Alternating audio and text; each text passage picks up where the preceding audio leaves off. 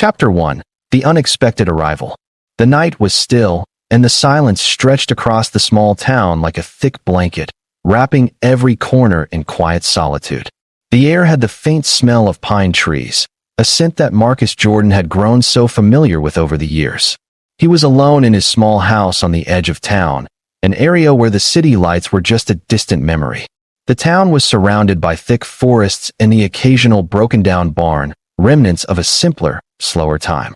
In his humble home, Marcus found comfort in the predictability of his life. He was a mechanic by trade, and while his work was often the same, it was satisfying. It gave him purpose, a routine he could rely on, a life that didn't ask for much. It was the kind of existence that came with its own rhythm. Wake up, work, repair things, eat, sleep, and repeat. A simple life, and for Marcus, it was enough. His house was small, filled with tools, old engines, and piles of spare parts scattered around in organized chaos. The walls were adorned with faded photographs, memories of a time long past. One of the most noticeable ones was a picture of his wife, Sarah, and their young daughter, Lily. It was taken on a family vacation long ago, a snapshot of laughter, of moments they had once shared. But those moments felt like a distant dream now. Sarah had passed away several years ago, leaving Marcus with an ache in his chest that he could never quite explain. It was as if the weight of her absence had become a part of him, a constant reminder of the life that could have been, the life that should have been. Their daughter, Lily, had been too young to understand fully, but she had been the anchor that kept him from sinking into the depths of his grief. But even Lily had grown up, becoming independent, leaving Marcus alone in a house that felt emptier with each passing year. The clock on the wall ticked relentlessly, marking the passage of time in the most mundane way. Marcus sat in his favorite armchair, hunched over a workbench covered in parts from an engine he had been repairing. The room smelled faintly of oil and metal, the scent of a mechanic's workshop. He had been at it for hours, tinkering with the intricate components of a vehicle that had been brought to him by a local farmer. The engine sputtered occasionally, as if it had a life of its own, but Marcus had a knack for breathing life back into machines, bringing them back from the brink of destruction with his skilled hands. As he adjusted a few more screws and bolts, the soft hum of the engine filled the room, a sound that was oddly soothing. It was in the midst of this peaceful silence, this routine, that the unexpected happened. The world outside was dark, the stars barely visible through the thick clouds that had rolled in. The wind had started to pick up, rattling the windows, but Marcus paid little attention to it. That was, until a sudden noise pierced the quiet of the room. It was faint at first, like a whisper carried by the wind. He paused, his fingers hovering over the engine's components. The sound was coming from outside, distant, yet distinct, like someone was calling out for help. At first, he thought it was just his mind playing tricks on him, the product of a long day's work and the solitude he often found himself in. But then the sound came again, this time louder, more urgent. A voice, barely audible, calling for help. Help, please, someone help me. Marcus' heart skipped a beat. He rose from his chair, his boots hitting the floor with a dull thud as he moved toward the door. The wind howled outside, but the voice, the desperation in it, was unmistakable. It was a cry for help, a plea that seemed to echo in the vast emptiness around him. He hesitated for a moment, unsure if he had imagined it, but then his instincts kicked in. Without thinking, he grabbed his flashlight and hurried out into the night, the door creaking shut behind him. The air outside was cold, biting, and thick with mist. The trees loomed tall, their branches swaying gently in the wind. The only light came from the faint glow of his flashlight, cutting through the darkness. He walked cautiously, listening intently for the source of the voice. There was something eerie about the night, something that made the hairs on the back of his neck stand up. The forest around him was silent, save for the occasional rustling of leaves. And then, there it was again, clearer this time. The sound of someone or something calling for help. Help me, please. It was faint, but it was coming from deeper in the woods, somewhere beyond the tree line. Without a second thought, Marcus quickened his pace, pushing through the underbrush. His heart was pounding now, his breath coming in sharp gasps as he made his way through the dense forest. He wasn't sure what he was expecting to find, but something deep inside him told him that this was no ordinary call for help. He wasn't sure if it was the desperation in the voice, or the strange, otherworldly quality to it, but he couldn't ignore it. He stumbled over a root, nearly losing his balance, but managed to catch himself. His flashlight flickered, casting eerie shadows on the trees around him. The wind had picked up again, howling louder now, and Marcus felt an unsettling chill creep into his bones. The forest seemed to close in around him, the trees pressing in on all sides, and he could hear the sound of someone breathing, ragged and shallow. The voice was closer now, but it was soft, almost drowned out by the wind. "Please, help me, my baby won't wake up." The words sent a jolt through Marcus, and his breath caught in his throat. A baby? His heart raced as he followed the voice, his eyes scanning the darkened forest around him. There, through the trees, he saw a figure, a woman, bent over, her shoulders shaking with what could only be described as sorrow. She was kneeling, her hands clutching something small in her arms.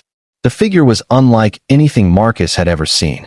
She was tall, with smooth, shimmering skin that seemed to shimmer even in the faint light of his flashlight. Her features were delicate, almost ethereal, with a pointed nose and eyes that glowed faintly with an otherworldly light. But it wasn't just her appearance that struck Marcus, it was the way she looked at him. Her eyes were wide, filled with terror and desperation, and her lips trembled as she whispered again, "Please, help her. She won't wake up." Marcus rushed forward, kneeling beside her. The woman looked up at him, and he could see the tears streaming down her face. "My baby," she gasped. She's not waking up. Please, help her." Marcus had no words. He didn't know how to respond to her. He had never seen anyone like her before, let alone encountered a situation so dire. But the urgency in her voice, the panic that gripped her, was all too real. He glanced down at what she held, an infant, an alien child, cradled in her arms. The baby's skin was soft and blue, her tiny form barely moving, her chest not rising and falling like it should. Without thinking, Marcus reached out, touching the child's tiny hand. He could feel the coldness of her skin, a chill that seemed unnatural. His heart pounded in his chest, and he felt a wave of helplessness wash over him. What could he do? He was just a mechanic. He had no training in medicine, let alone alien physiology. "Please," the woman cried, clutching his wrist with a strength that belied her fragile frame. "Please, you must help her. She is all I have left. I can't lose her."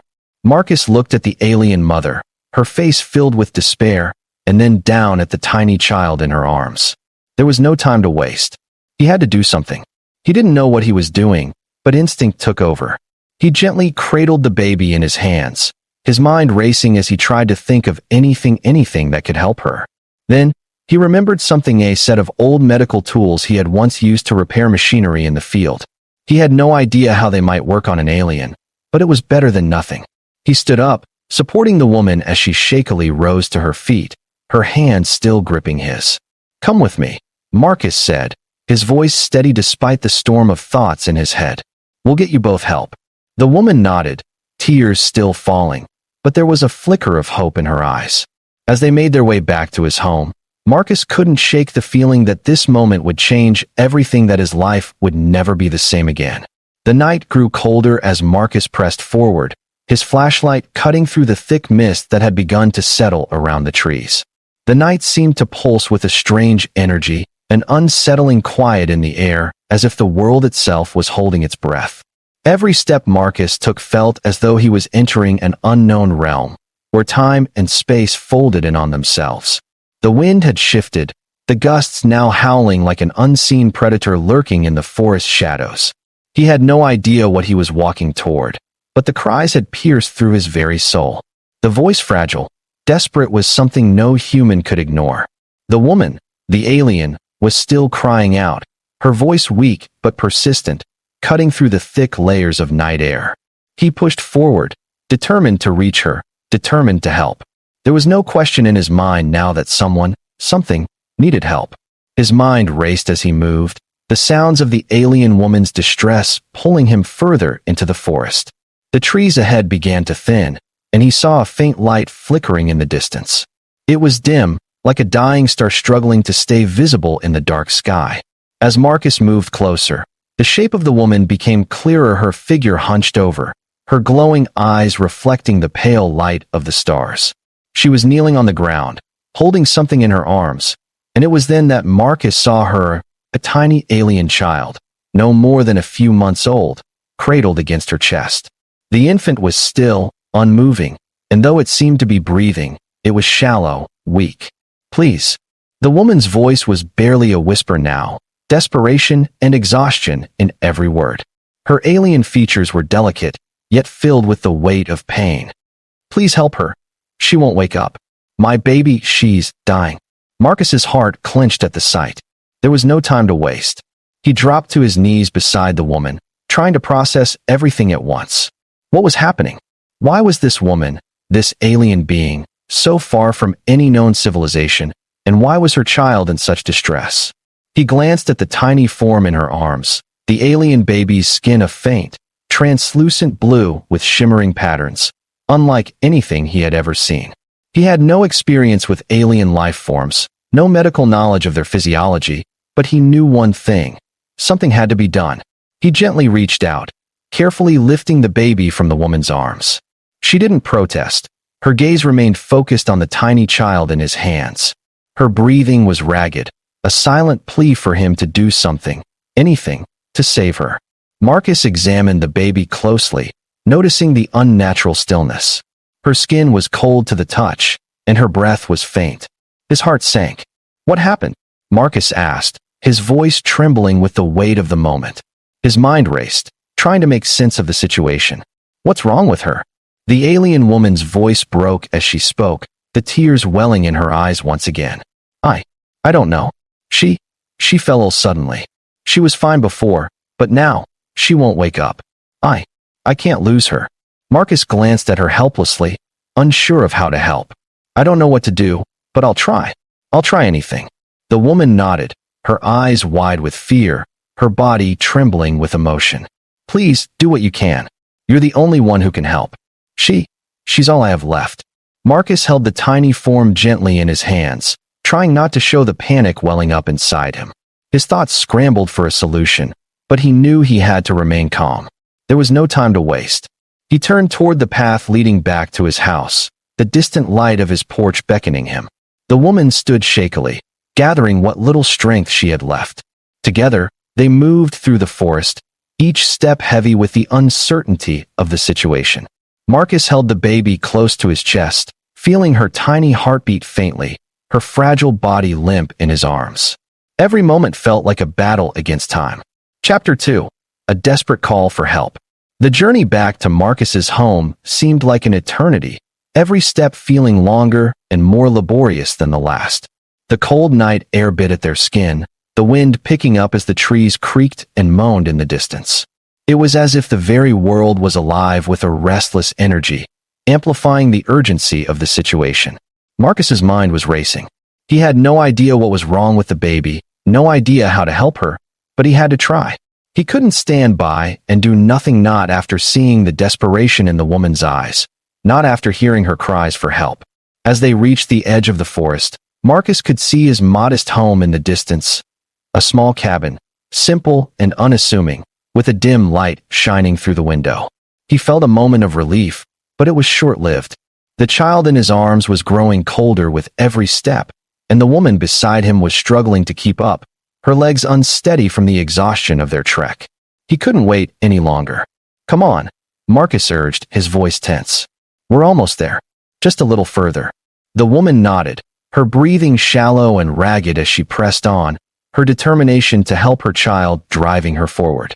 When they finally reached the porch, Marcus pushed open the door and quickly ushered them inside. The warmth of the cabin was a stark contrast to the cold air outside, and Marcus wasted no time setting the baby down gently on the nearby table. He moved swiftly, rummaging through his first aid kit, searching for anything, any tool, any piece of medical equipment that might help. His heart pounded in his chest, the weight of the situation pressing down on him. His mind flashed back to the years of experience he had working on machines, engines, cars, mechanical systems, and he realized how different this situation was. This wasn't just a machine that needed fixing. This was a life, a fragile, alien life, and it was in his hands. The woman stood by, her gaze fixed on her child, her eyes filled with hope and terror in equal measure. She was silent now, only her soft breaths breaking the stillness of the room. Marcus found a small pulse oximeter in his kit and placed it gently on the baby's arm, but the readings didn't come back as he had hoped. The tiny form was too still, her heart rate too low. Panic began to seep into Marcus's chest, and he had to shake it off. There was no time for fear. There was only time for action. Okay, Marcus muttered to himself. Think. What can I do? He had no answers. He had no training, no expertise in alien biology, but he had seen enough to know that the situation was dire. As the seconds stretched into what felt like an eternity, he pressed a hand against the baby's tiny chest, trying to feel for a heartbeat. It was weak, but it was there. The small spark of life still flickered. The woman moved closer, her voice barely above a whisper. Please save her. Marcus took a deep breath. He wasn't sure what he was doing, but his instincts kicked in. He adjusted the baby's body, gently trying to rouse her from her unconscious state. He needed to warm her, needed to get her blood flowing again. He wrapped the baby in a blanket he had nearby and placed her against his chest, hoping the warmth of his body would be enough to stabilize her. Minutes felt like hours, but slowly, as Marcus held the child close, he began to feel a faint pulse. The baby's breathing grew steadier, though still shallow. But it was progress. It was enough to give him hope. The woman watched, her face a mixture of fear, disbelief, and gratitude. You're saving her, she whispered, her voice shaky with emotion. I don't know how, but you're saving her. Marcus nodded, though his heart was still racing. He couldn't let his guard down yet. The baby's life was still hanging by a thread, and he wasn't about to let go of it now. The woman, who had been on the verge of collapse just moments before, now stood by with her hands clasped tightly together, her eyes never leaving her child. There was a bond between them, a connection that transcended words, and in that moment, Marcus realized that he wasn't just helping an alien mother. He was helping someone who had suffered, who had lost so much, and he was giving her a second chance. The warmth from Marcus's chest seemed to reach the baby, and slowly, she began to stir. Her tiny fingers twitched, and the faintest sound, a soft, almost imperceptible coo escaped her lips. The relief that flooded through Marcus was overwhelming, and for the first time, he allowed himself to breathe. She's alive, he murmured, a sense of awe in his voice. She's going to be okay. The woman's face broke into a tearful smile as she reached out, gently brushing her child's cheek. Thank you, she whispered, her voice filled with emotion. Thank you, you saved her. You saved both of us. Marcus looked down at the baby in his arms, a tiny alien life he never thought he'd encounter, and for the first time in years, he felt a sense of purpose that went beyond fixing machines. This was something deeper, something more meaningful. He had done more than just repair a part of the universe. He had helped restore life. As he sat there, holding the baby and watching the woman kneel beside them, Marcus knew that his life would never be the same. This was just the beginning.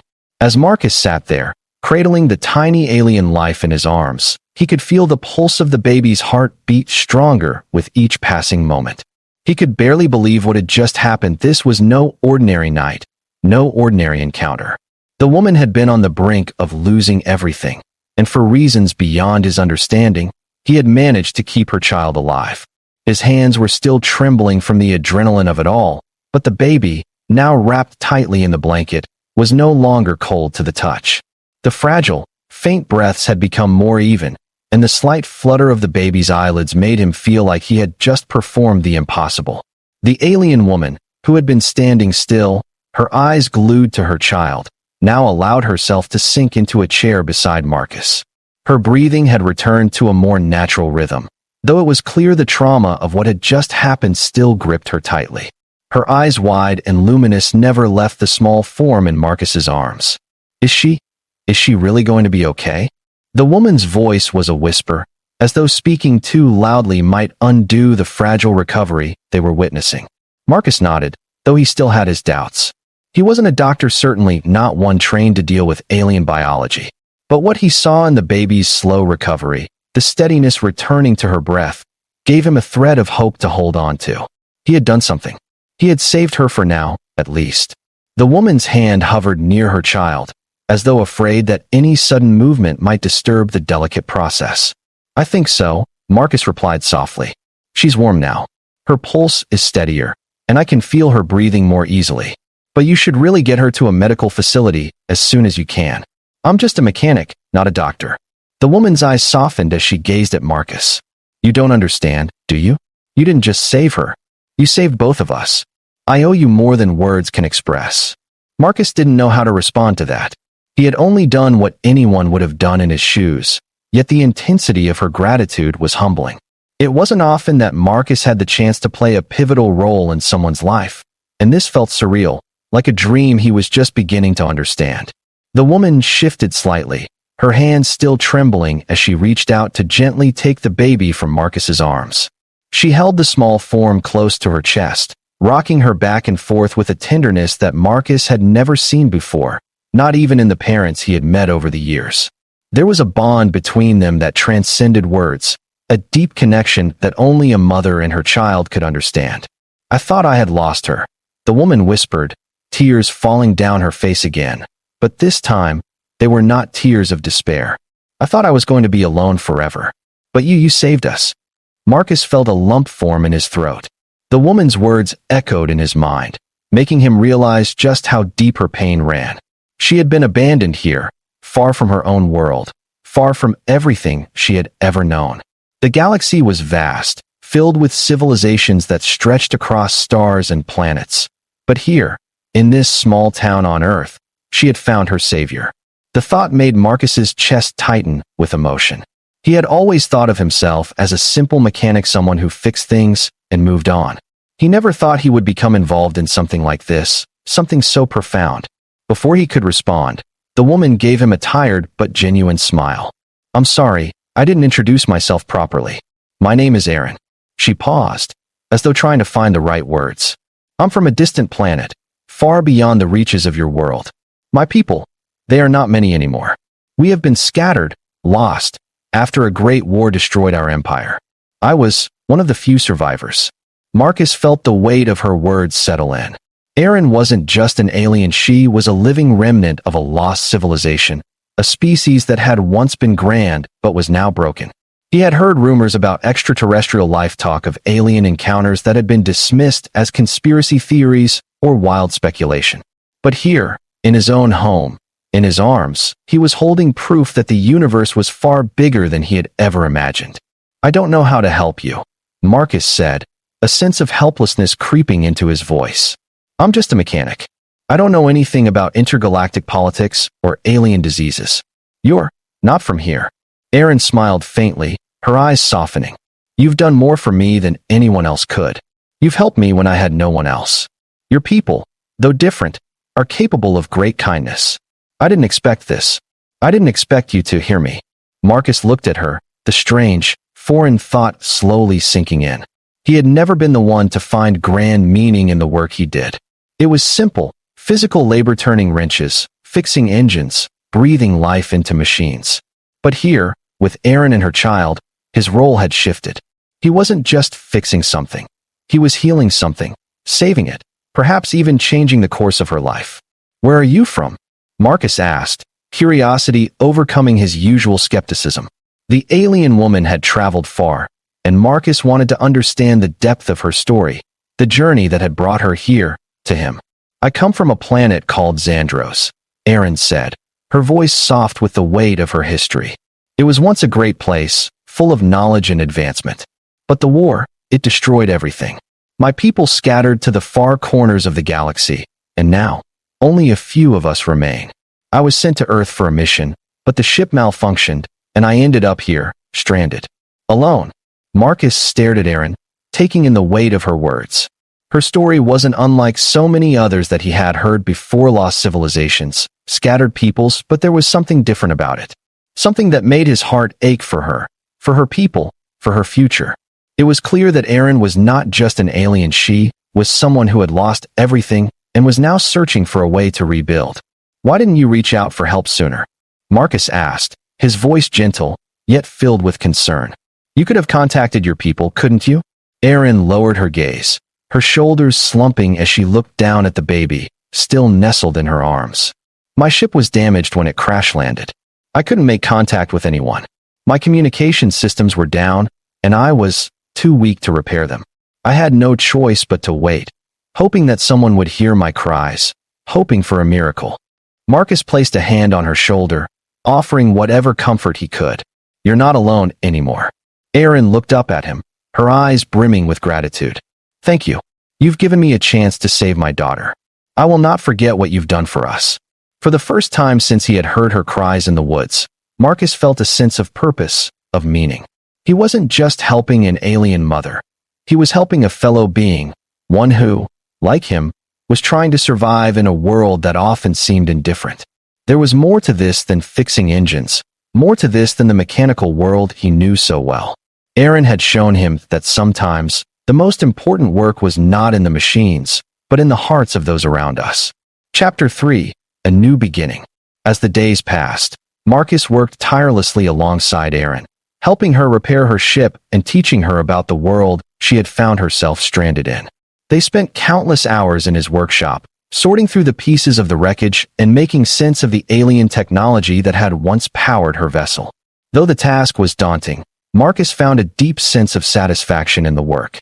The more he learned about Erin's people, the more he realized how little he knew about the vast universe around him. Erin, in turn, shared what she could about her world, the dominion that had once been powerful and majestic before it fell to war and destruction. She spoke of the grand libraries, the floating cities, the wisdom of her ancestors, things Marcus could never have imagined. The stories fascinated him, and slowly, a bond formed between them. The baby, who had once been on the brink of death, grew stronger with each passing day. Her small body had gained warmth, her skin slowly turning from the cold, translucent blue to a deeper, more vibrant hue. Her eyes, which had once been lifeless, now sparkled with curiosity as she began to explore the world around her. Erin's joy was palpable, her once tearful eyes now filled with pride and hope. Marcus found himself spending more and more time with Erin, helping her with the repairs and even starting to teach her about Earth, its cultures, its people, and its strange but fascinating ways. The alien woman, who had once been terrified and alone, was now beginning to find a place in the world. As for Marcus, he began to realize that his own life had changed in ways he could never have imagined. Helping Erin and her child was just the beginning, he knew. There was a much larger journey ahead, one that would take them to places neither of them had ever expected. One evening, as the stars shone brightly overhead, Erin looked at Marcus with a quiet determination in her eyes. I can't stay here forever, she said softly. I must find my people, rebuild what has been lost. And I need your help, Marcus. I cannot do this alone. Marcus nodded slowly, the weight of her words sinking in. He had never thought of his life as a part of something larger, but now he saw that he was, in a way, part of Erin's journey. He had helped save her daughter, helped her heal, and now, the path forward seemed clearer. I'll help you, he said quietly. Whatever comes next, I'll be there. Erin smiled, her eyes bright with hope. For the first time in a long while, Marcus saw the same hope reflected in his own eyes. And together, they knew they would begin a new journey. A journey of discovery, of rebuilding, and of healing. As the days turned into weeks, Marcus and Erin worked side by side, piecing together the wreckage of her ship and uncovering its mysteries. Marcus had long grown used to the hum of machines, the clink of metal, the soothing rhythm of solving problems with his hands. But this was different. This wasn't just repairing an engine or fixing a malfunctioning part. This was something more profound, something that reached beyond the mechanical into the very heart of life itself. Every time Marcus touched the alien technology, trying to make sense of its intricate designs, he felt a sense of awe wash over him. These machines were unlike anything he had ever encountered, smooth, flowing lines that seemed almost organic in nature, as if the technology had grown out of the very fabric of space itself. Erin, too, had her moments of quiet wonder. Though she was clearly a woman of action, someone who had once commanded the great forces of her people, she now relied on Marcus's knowledge to help bring her ship back to life. She had little practical experience with repairs, relying on her people's advanced technology to keep things running smoothly. But she was learning quickly, asking Marcus endless questions, her eyes alight with curiosity as she absorbed everything he shared with her. Together, they made a powerful team, and with every passing day, the ship came closer to being functional again. But more than just repairing the ship, Marcus had learned much about Erin's world, the fall of her civilization, the long wars that had decimated her people, the knowledge they had lost in the wake of it all. There was a sadness to her story, a deep sorrow that Marcus could see in the quiet moments when Erin thought no one was watching. She had once been a part of something vast, something grand, and now she was alone, lost in a universe that had forgotten her people. As she shared her memories, Marcus felt the weight of her grief, but he also saw the resilience in her eyes. She had survived, and she was determined to rebuild.